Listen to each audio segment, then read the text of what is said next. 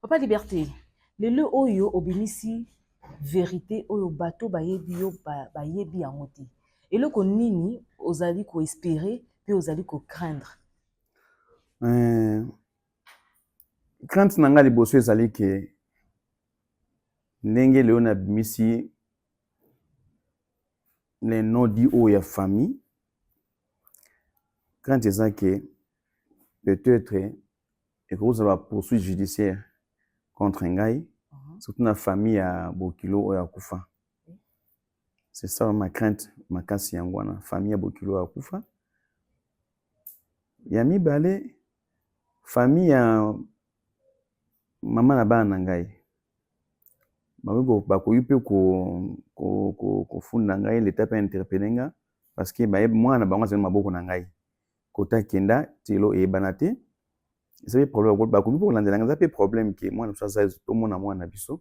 Or ke ezalaki boye.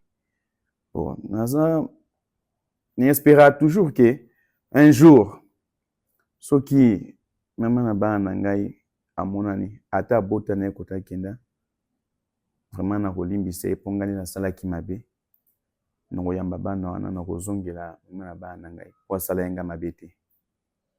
Eloko na espéra fe na yango wana un jour azongela ngai po nasatandaki te qu'un jour likambo ekokomela ngai.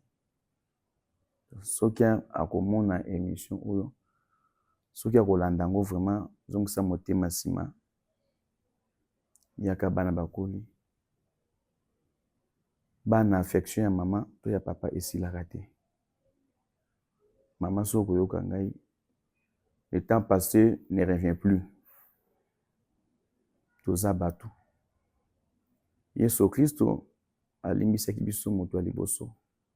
Pourquoi pas biso to limbisama? Chaque fois tosalaka masumu tosalaka barere nzambe alimbisaka. Soki koyoka ngai limbisa ngai, nazozela maboko mibale.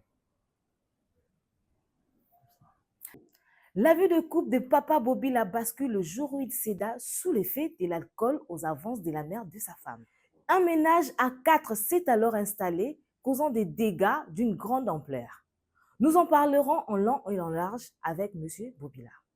L'intégralité de cette émission sera diffusée le 24 décembre 2024 à 16h GMT ou 17h, heure de Kinshasa.